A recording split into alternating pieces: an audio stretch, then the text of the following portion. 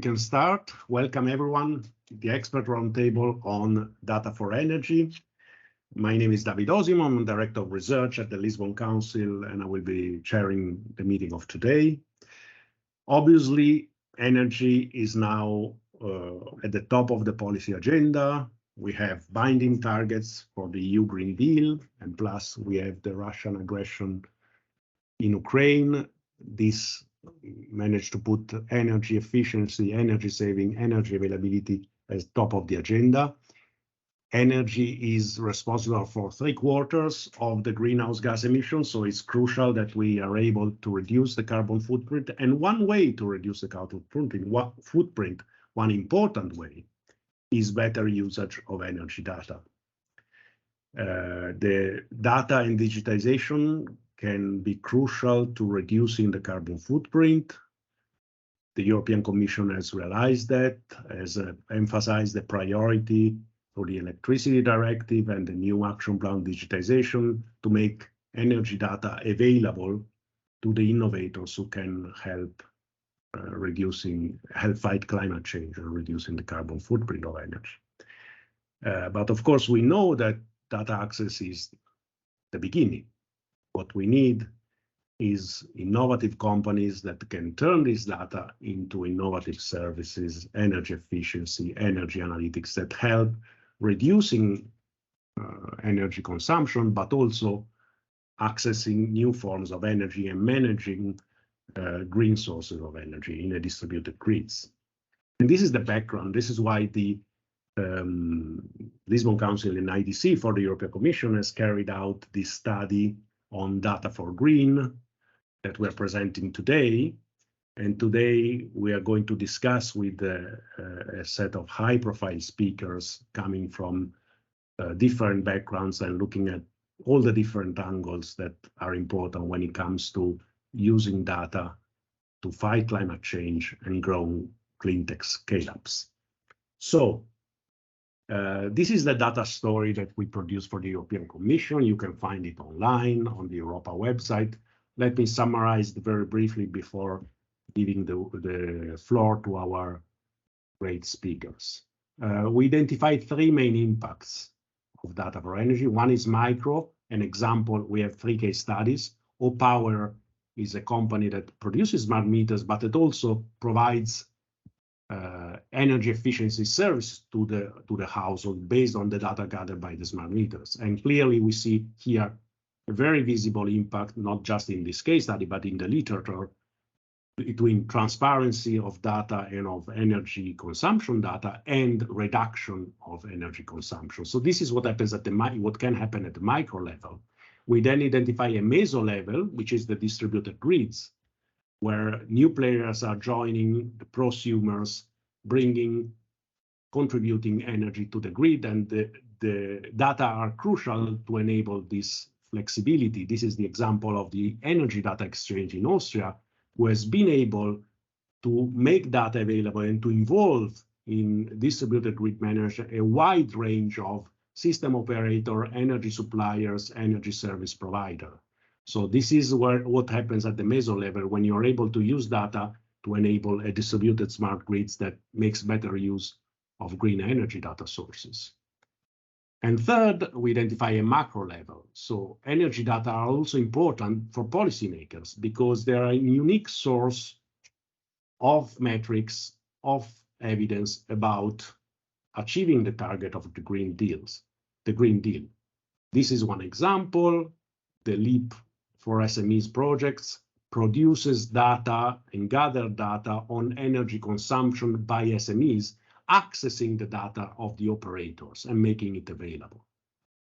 The OECD has been able to use this data to actually provide for the first time data on SME energy intensity.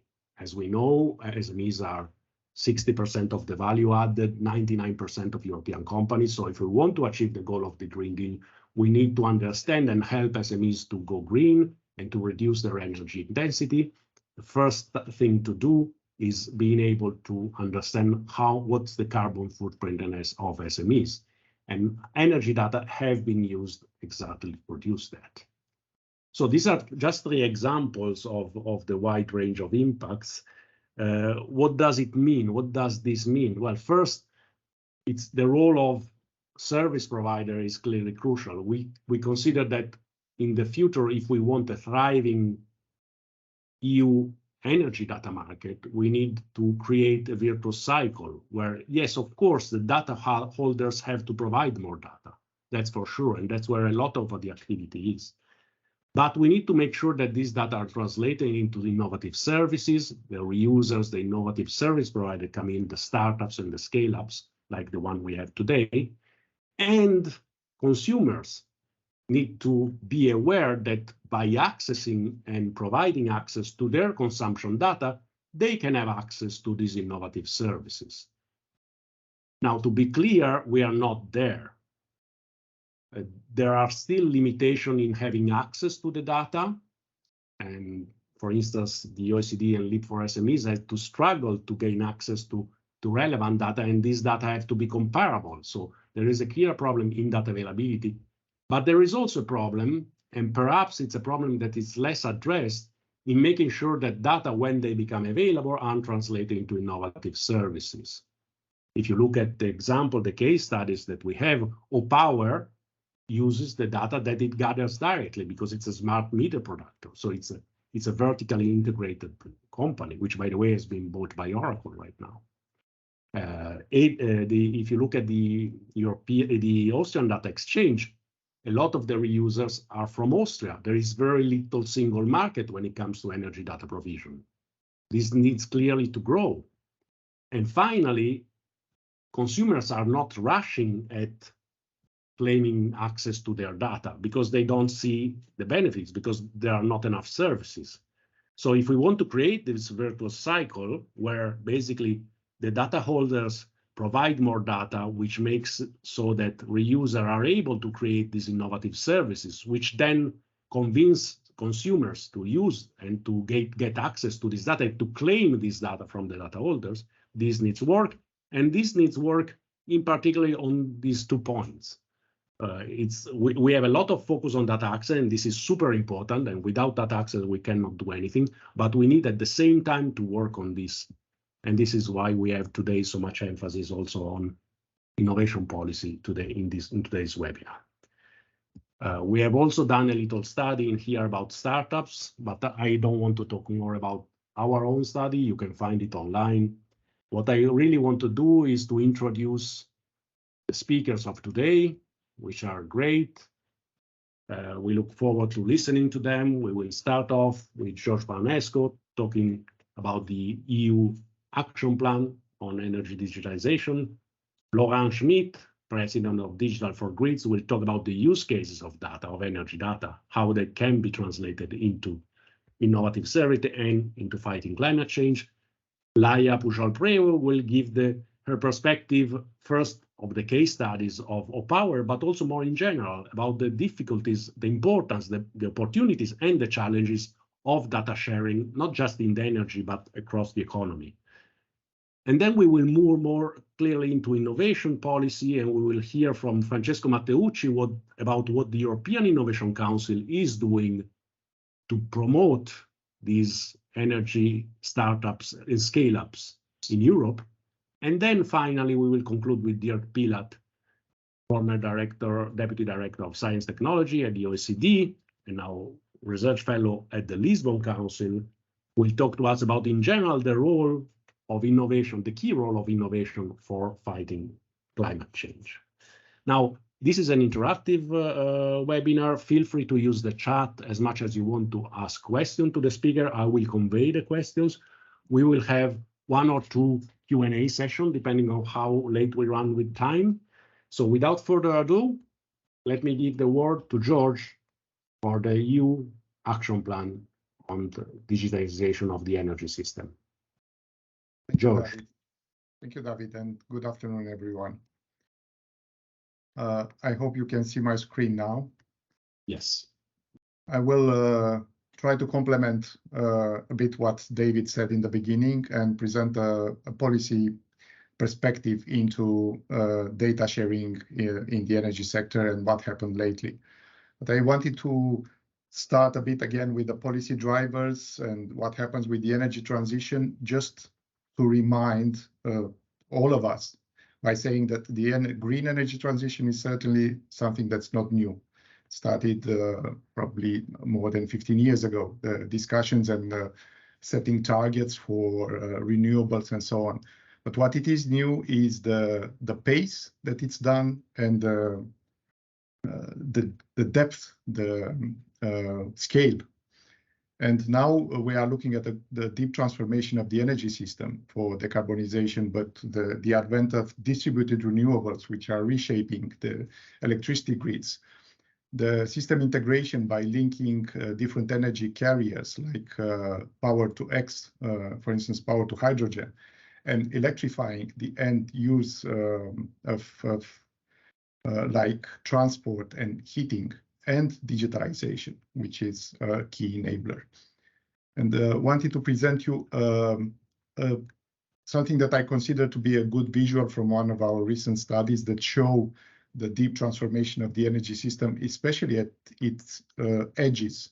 So we see the distributed renewables, but we see a very active edge of the grid with actors which are turning from simply consumers to prosumers and active players in the grid, with smart homes and smart buildings, smart EV charging and bidirectional EV charging, virtual power plants that are interacting and offering services to the grids, and so on.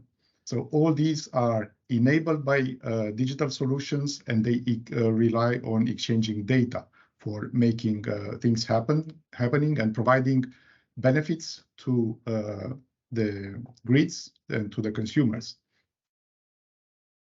In this context of the so-called twin green and digital transition, the Commission published in October last year an action plan on digitalizing the energy system, where we are looking, you have there on the screen the 6 main areas of action. We are looking at both facets of the story, both the enablers and benefits, like working with the data, bringing, strengthening the smart grids and promoting investments and bringing benefits to the consumers, but also looking at the flip side, the challenges like tackling cybersecurity issues and the increasing energy consumption of the ICT sector. And we have a separate horizontal action for coordinating efforts across the innovators. Well, for the purpose of the discussion of today, and in the interest of time, I will only zoom in on the first pillar of the action plan, which refers to European framework, a coordinated framework for sharing data in energy. And there we started looking at what's the opportunity, so opening up access to data and enabling it to be used and to create services, but also at what could be or become very soon, very fast an issue if we don't do this, to turn into the data silos and locking in both data but also value, and not being able to provide it and to create it.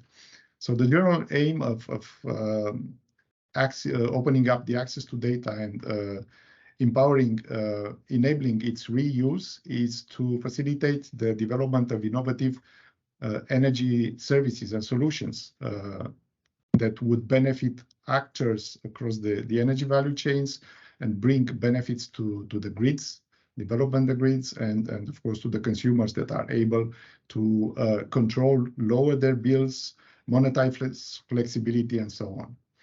And the means to do this is through developing, strengthening a European sort of coordinated approach of sharing data and ultimately establishing a European energy data space.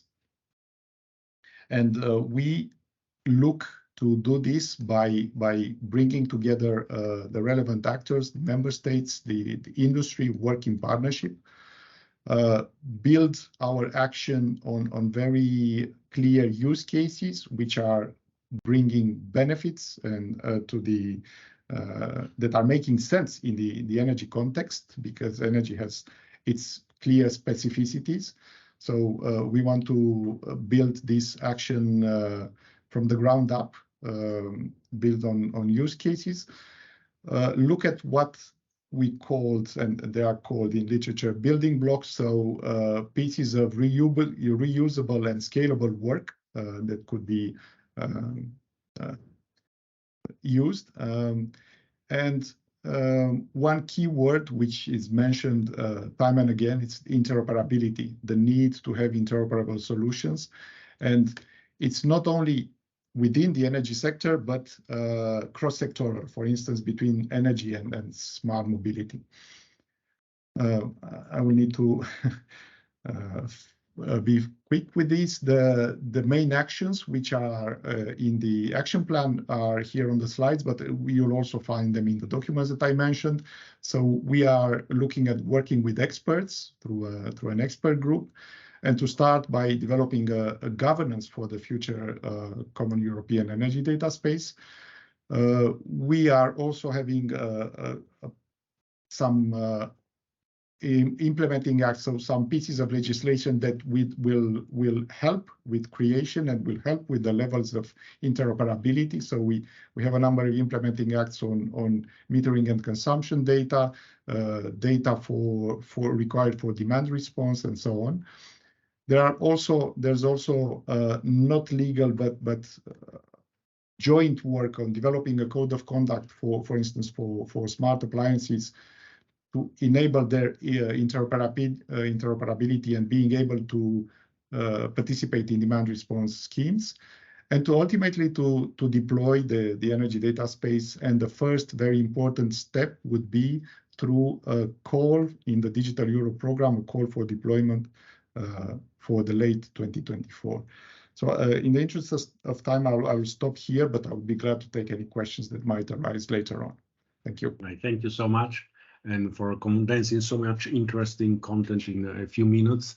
Now, we have the framework. What can we do with it, Laurent? Yes, so first of all, thank you for inviting me today to this interesting discussion. I'm going to share, I would say, a few slides on what we are currently working on to data related to consumer and prosumer in particular, and through the participation which we currently have into the ED project. So really to set the scene, we are really into a post-crisis energy paradigm shift. I think George did summarize it very well. So what does that mean is really an accelerated deployment of wind and solar. So we talk about 4 to 8 times more as compared to what was deployed before. So what we see is the grid itself will face challenge to host so much capacity. So data is required to enable that hosting. The need for flexibility into the system, stability of the system. And last but not least is the fact that the Ukrainian war has established really new energy price reference across Europe, both at the retail average price, but also in terms of volatility. You see here on that slide the average volatility which we saw over the past few months. And I would say this volatility is here to stay. So that means that flexibility and consumer being able to react to that volatility are going to be the big winner of this next energy transition. In the meantime, consumers are going to become much more flexible because of the device which they buy, which themselves become smart, because of electrical vehicle, which become battery on wheels and which offer capability to store electricity during periods when it's very expensive, when it's very cheap, and then of course use it when it's very expensive. And last but not least, also install their own PV to be able to offset some of their consumption. And so we've seen over the last year almost the PV residential rooftop markets increased by 50% to 100% in most of the European countries. So we are really at the beginning of an exponential race about integrating all these devices into the consumer environment. So what does that mean for consumer and prosumer, and what does that mean in terms of data? What do they need? First is they need something to to make the best choice in terms of tariff. A lot of discussion are ongoing on whether the tariff should be dynamic, should be flat. Is it better to have a flat or a dynamic? So of course, this analysis has to be made out of data sets. The second still important element is whether consumers are making their ways into supporting climate change mitigation, and so providing KPIs. Average consumer into our developed countries emit around 10 to 15 tons of CO2 per year. How are they reaching their target of 2 to 4 tons to be consistent with the 2050 targets? So all this is related to the usage which they have in their home. And how do they make use of all this IoT and edge computing which come in the home environment so that they themselves become more resilient? And unfortunately, we see grids and electricity facing more and more shortage, difficult situation during basically winter peaks in particular. And so once again, what is the role of the consumer when grids have this emergency situation?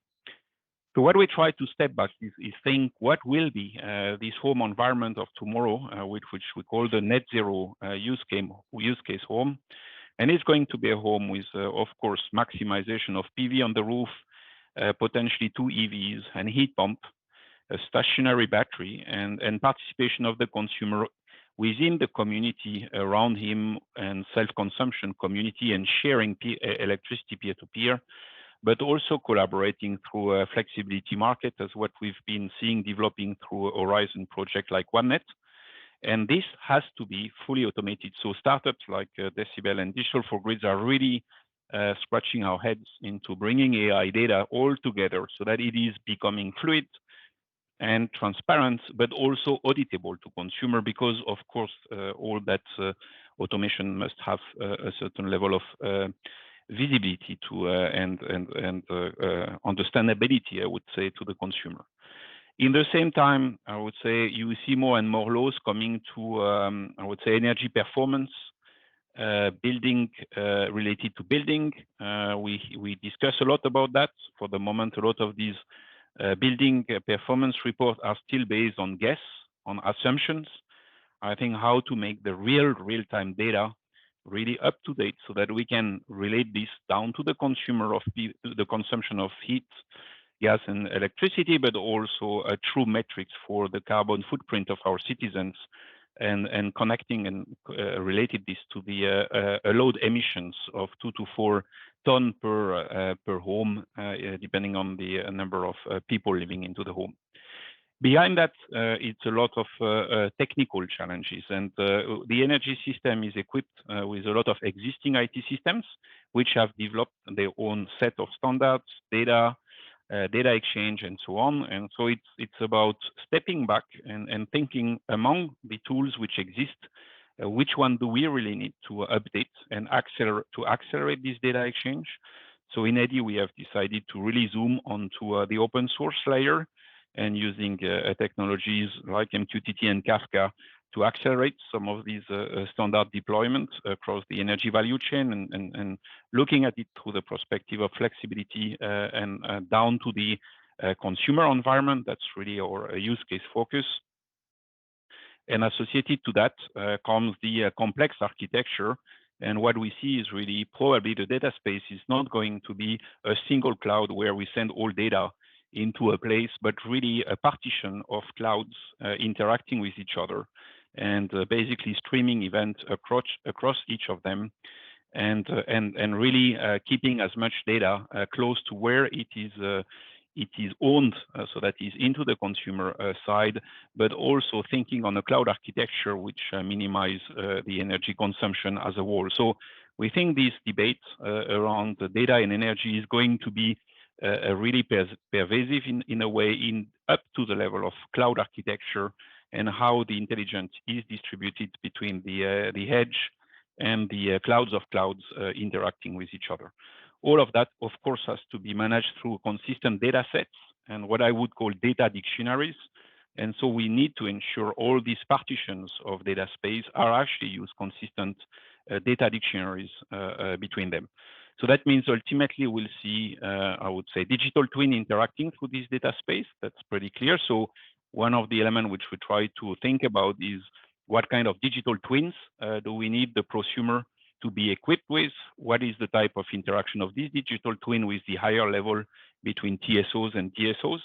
And I think digital twin need to be thought not only as a single twin, but as a federated sets of twins as a very important.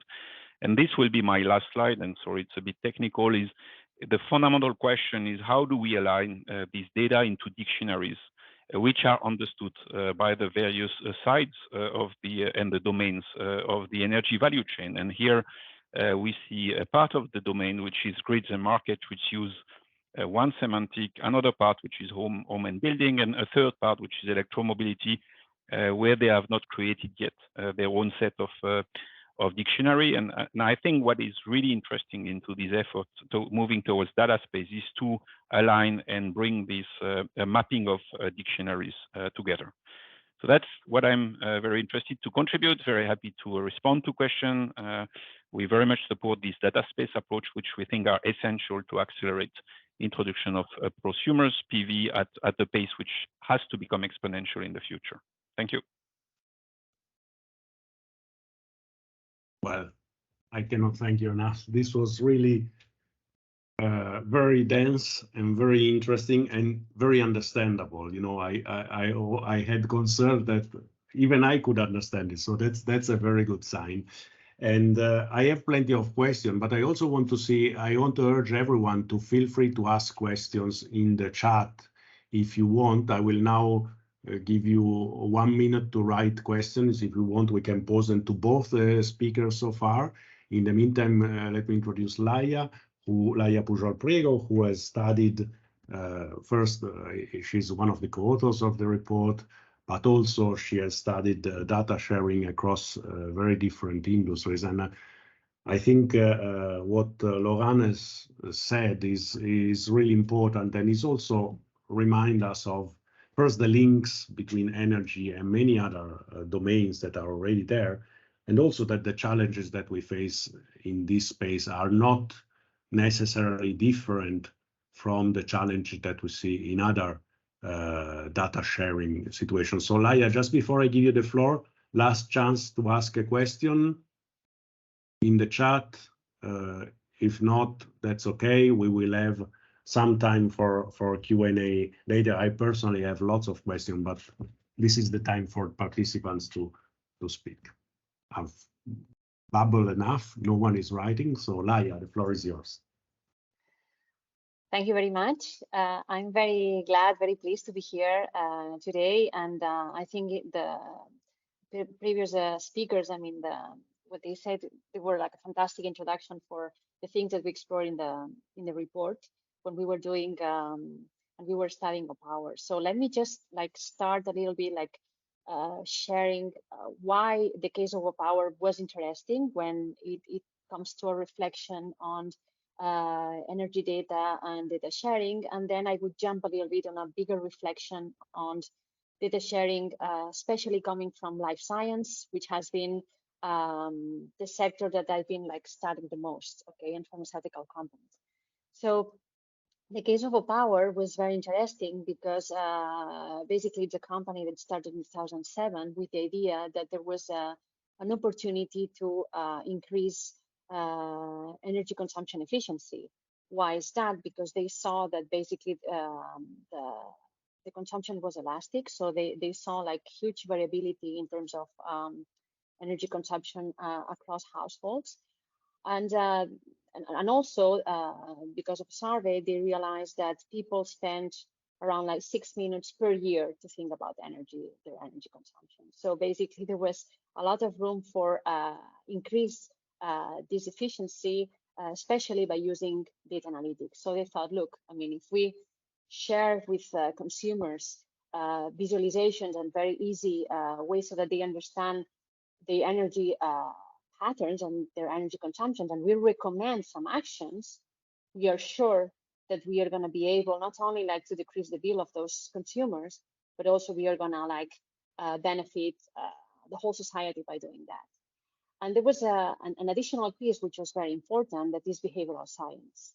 So they thought, look, I mean, social proof works very well in other sectors. So if people know how others are doing in something, we tend to benchmark to the norm. So basically, we tend to replicate what others do.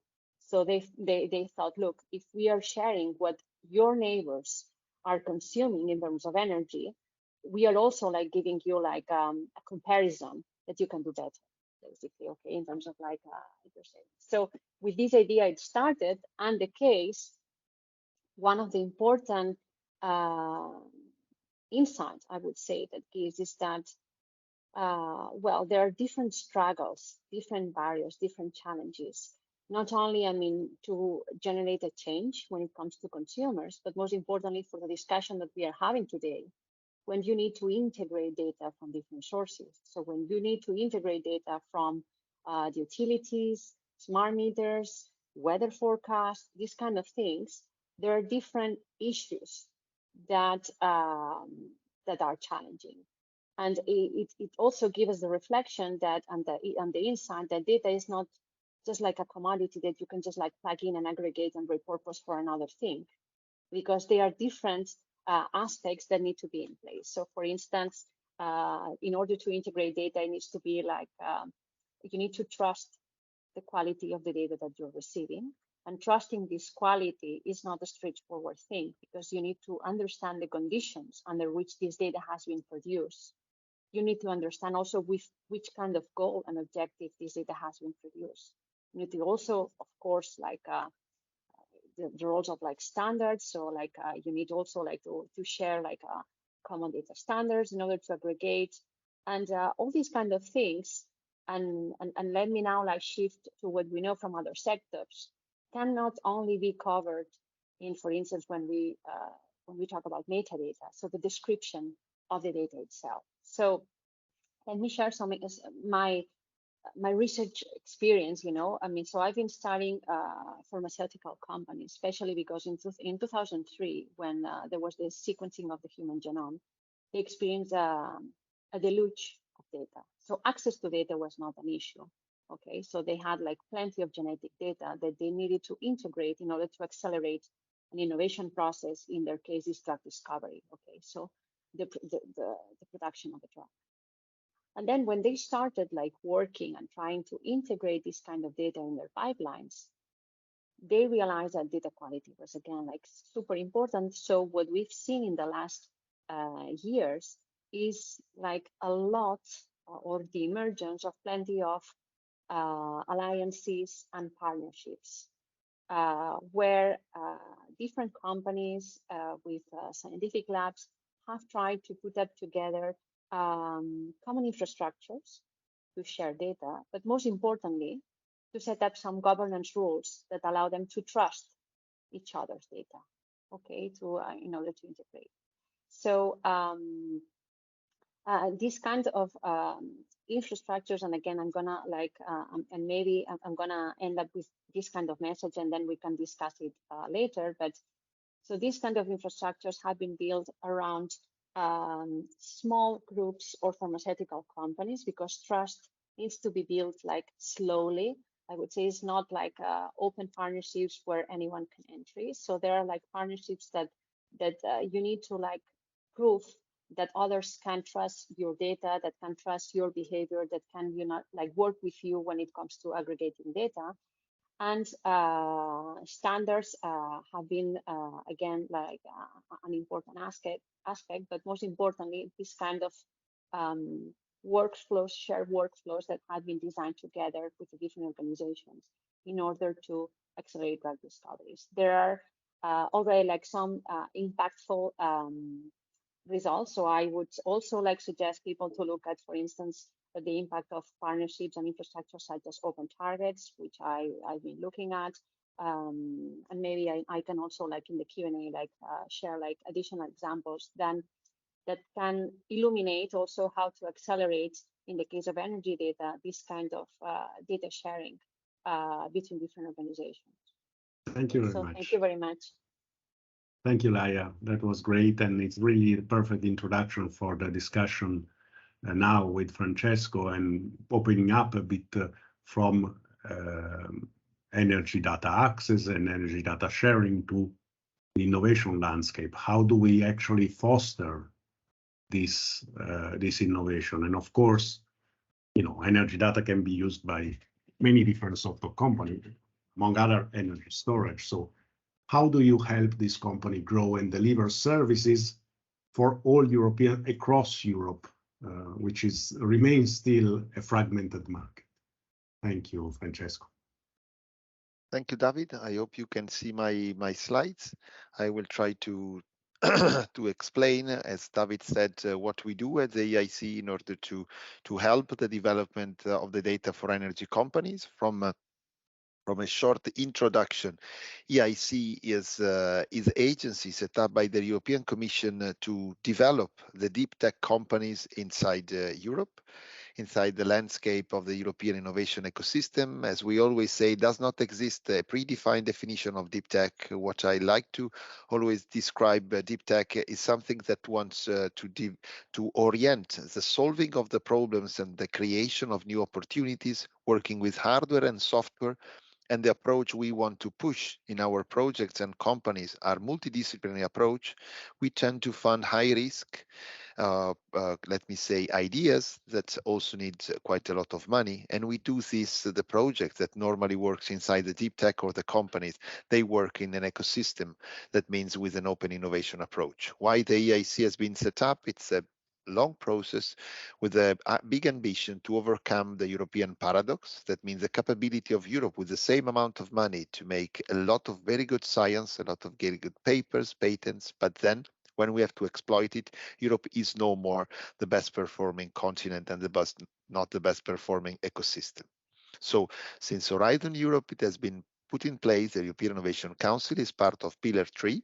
So since April 2021, it has been included inside EISMEA, that is European Innovation Small Medium Enterprises Executive Agency. We have got an approximately budget of 1.3 billion every year, and we invest in 3 types of funding schemes, providing grants via the very low TRL breakthrough advanced research on breakthrough game-changing technologies, the Pathfinder ones. Then we go for the transition from the TRL of the proof of principles, so TRL 3-4, starting from this step, there is a transition application, and we want to transition to overcome the first valley of death up to the prototype. These both calls, Pathfinder and transition, are 100% grant giving.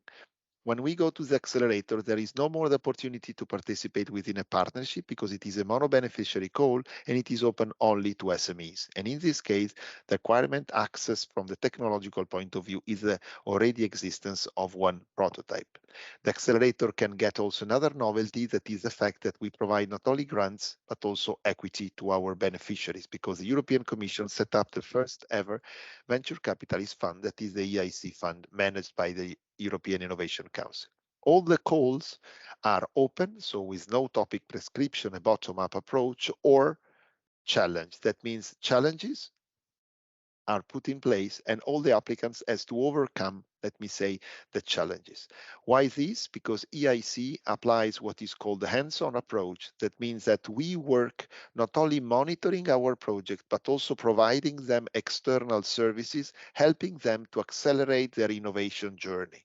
So we provide this kind of services to all the beneficiaries, but we also have an internal group of people, the program manager, that has got the responsibility to vision, to identify part of the work program, so the challenges exactly, to work then as an internal know-how group with this hands-on approach, grouping the projects inside portfolios and helping them once again to accelerate the innovation journey. This portfolio approach is properly applied at the Pathfinder level, but at the Pathfinder Transition Accelerator, there is this challenge approach.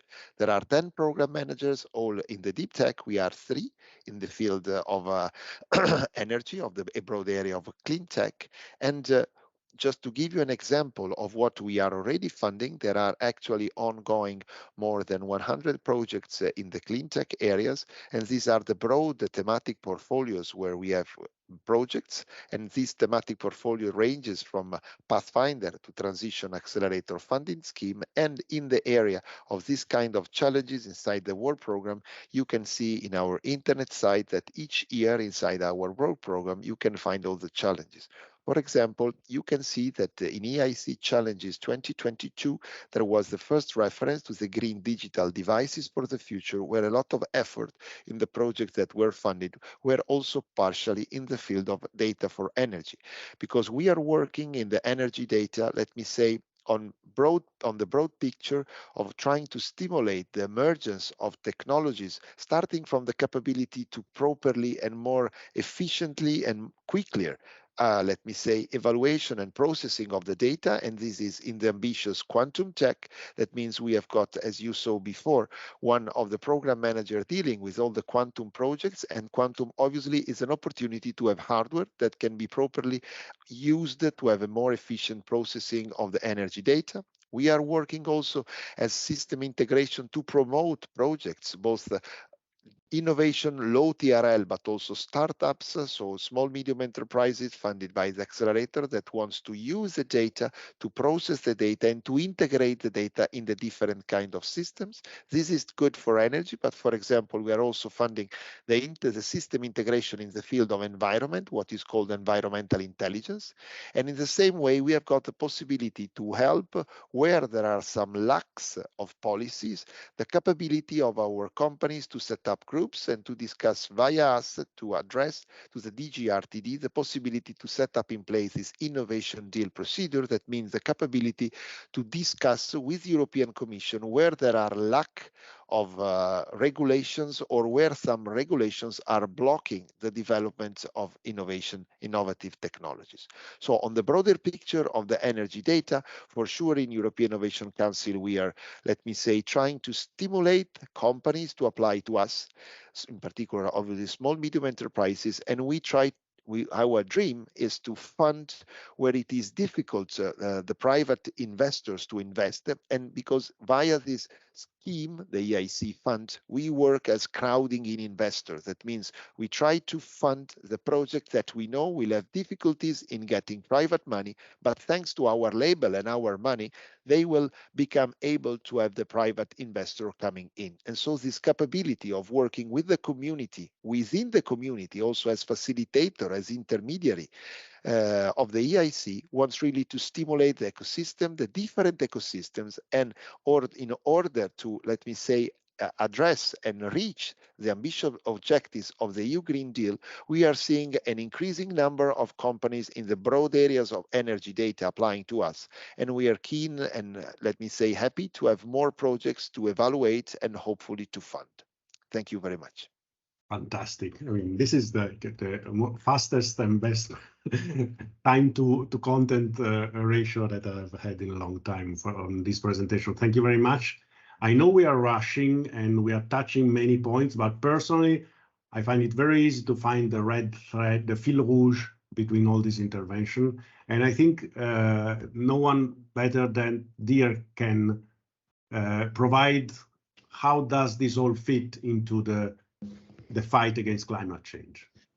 Thanks, David. It's been very interesting, I think, to listen to the discussion so far. And I think we've heard a lot already on the role that data and energy data in particular can play in dealing with climate change and managing and optimizing energy systems, as we heard from Laurent, improving energy efficiency, improving monitoring and analysis, and also in the role I think it can play in supporting better policy analysis. I think we hear a lot about, and typically when we talk about climate change, a lot about renewable energy. We hear a lot about heat pumps, but to some extent, energy data and data in general is a bit of an unsung hero. It's behind all of it, and it's really important, I think, that we focus on it. So I just want to put this conversation a little bit in a broader context before we open up for discussion. I think we all know that we're not yet moving fast enough on innovation. We need to move faster in terms of dealing with climate change. And I think we've heard already that data can play a role in that. in some of the work we were doing before I left the OECD, we were looking at sort of, well, some of the signs that we see. We still have not enough investment in R&D, basically, on the green side.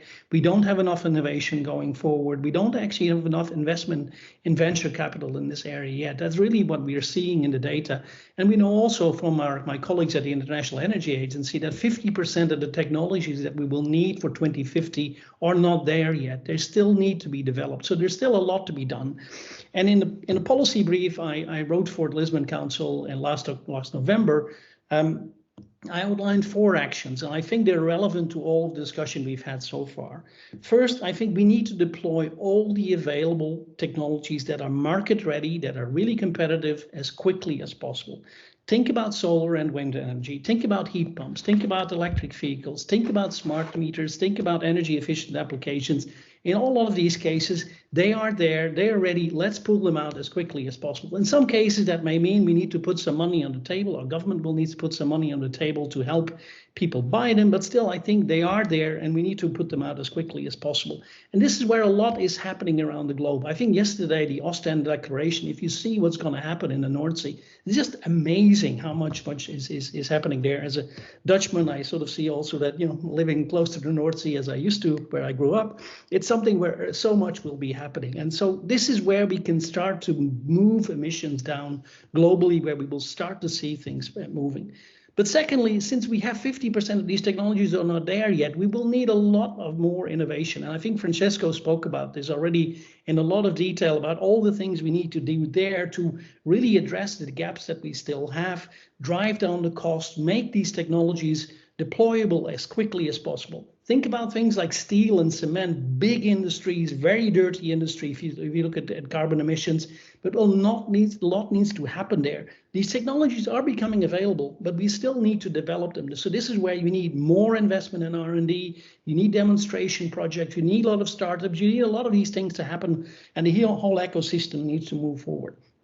Thirdly, and I think that's also relevant for the discussion we were just having now on data, is we need to look at the markets here, strengthen the markets for these low carbon innovations that we will need, because we need to have the best and largest possible market for entrepreneurs so they can grow their companies, so they can scale, so they can bring down costs, so we can really make them as competitive as possible.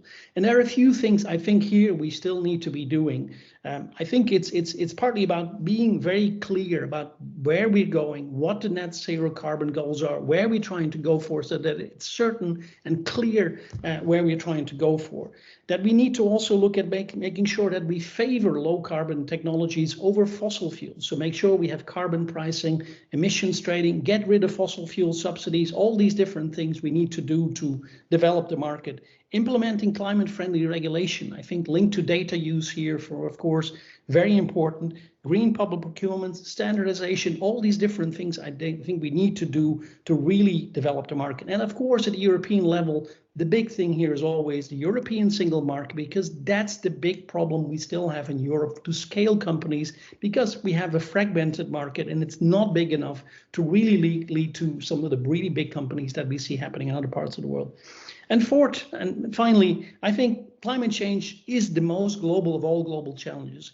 We're not going to do this in Europe alone. I mean, Europe actually is doing pretty well, I think, in this space, but most of the growth in emissions at the moment is not happening in advanced economies, it's happening outside. So we will need to bring things, also move things elsewhere. And that, of course, making things competitive in Europe can then mean that we have technologies that can also be used abroad and can be exported abroad and can be used in a different way. And not only about exports, I think there's a lot of need for more collaboration here in research and innovation, financial support for the least developed economies, support of trade policies, all these different things. Innovation is not a miracle cure. It can only work as part of a broader strategy to address climate change. And I think the examples we've heard now in the session provide, I think, show some of the opportunities that we have in this area, some of the things that we can do. While we're probably moving slower than we should, the head of the International Energy Agency, Fatih Birol, last week said that we're also moving faster than we think. And I think the transition has started. I think we heard that from Laurent as well. It's gaining momentum. Things are moving, and this is not a time to be pessimistic. This is not a time to say, "Oh, we're doomed." I mean, it's really about, I think, making sure we move forward and try to really go as fast as we can. And I think this is where things like the discussion we've had, greater access to energy data, and stronger growth of clean tech startups can really make a difference. So I think all of this, I think, all of the things we spoke about fits in these four areas which we need to move on. And I think there are many other areas, of course, which we need to do so as well. But thank you, and let me turn back to you, David. It's fantastic. Thanks a lot. So much inspiration and so much ideas for further discussion. And I want to open up the discussion.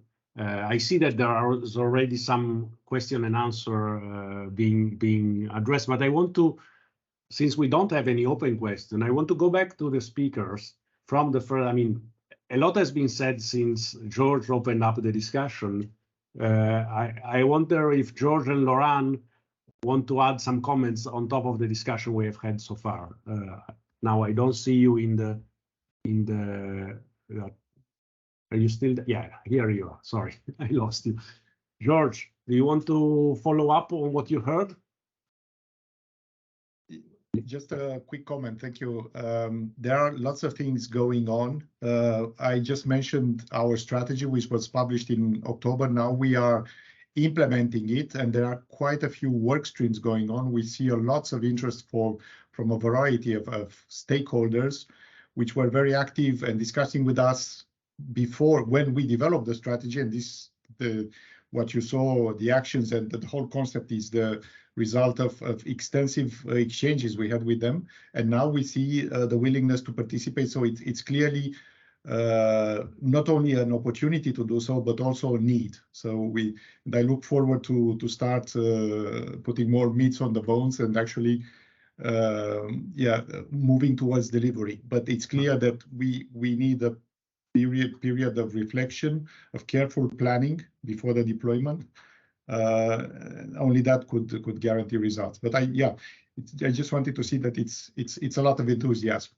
Yes, absolutely. And one of the things that strike me is that we used to think about data analytics like software companies, but where we are looking here is very much hard innovation, deep tech that needs data to happen and better data. Laurent. Yes, so there's few points I would like to take on my side. First is not to minimize the existing legacy technology, which is really complex to migrate and transform in the energy space. And so basically on one side, we see a big push for AI and all these tooling coming from other sectors.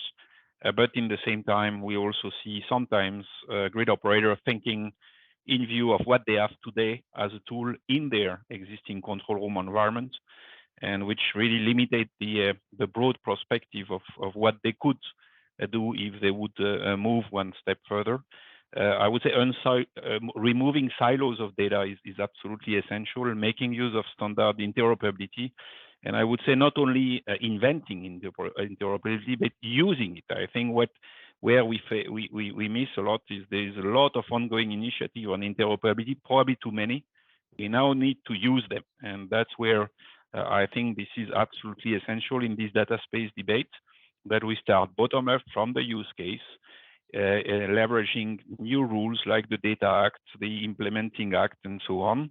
And we go very pragmatically into implementing interoperability while migrating the backend system of the grid operator, which tends to be legacy and obsolete, unfortunately. Wonderful. Yes, you give a very good idea now. The users of interoperability. This is another unsung hero we should bring further to the attention rather than focusing always on producing, delivering interoperability. So thanks for that. Laia, any final thought? Yeah, so my final thought, it's a little bit in the line with Laurent just said, in the sense that for me, with the hype in general of AI, machine learning, deep learning, and all these kind of tools, I mean, we are forgetting data a little bit, like how data needs to be prepared, data practices, and like how to trust again, like the quality and these kind of things. So this is linked to the problem of interoperability that was mentioned before. So why it's not working? So I think that we need a further reflection that focus on data itself.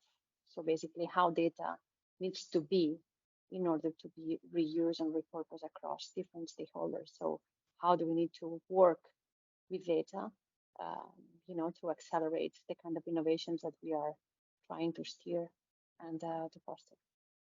Thank you. Thanks. I just met today the city of Helsinki, which has the strategic goals of becoming the city with the most usable and used data in Europe. So I found this goal just in itself very fascinating and in line with what you say. Francesco, any final thought? I think that thanks to the colleagues, I learned a lot of the potentialities of the Data4Energy, and I'm really, let me say, positively hoping that we will receive more proposals from companies in this field. But let me add that EIC is not easy to get our money, as usual, both from public and private. Is not easy to get the money. We receive a lot of proposals. The success rate is not good. And in particular, let me say two things. The first one is that it's easy to say, but innovation is not linear. So it's not easy to predict, as Dirk said. So we still don't know what we will need in 2050, but for sure, we know that we will need data.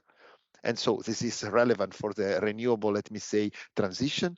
And second one, if and when you are interested in applying to EIC, please consider that what is needed are companies. That means also business models, technologies able to mean, let me say, to have one owner. Because the big difference that I was, let me say, taught 25 years ago, the difference between a research and innovation is that innovation has got an owner, and the owner is the customer. So if and when you apply to us, please remember that we look for technologies to be scaled up, but that has got clear in mind who will be the final customer and which is your added value. And this is also what we need to look for when we work with a B2B or B2C in the field of Data4Energy. And let me just say that one of the reasons to organize this webinar is to strengthen the community and to broaden the awareness about this and to basically help you and help SMEs know about you and help this process to happen faster. And I think we are still at the beginning, only at the beginning, but we are here to help. Dirk.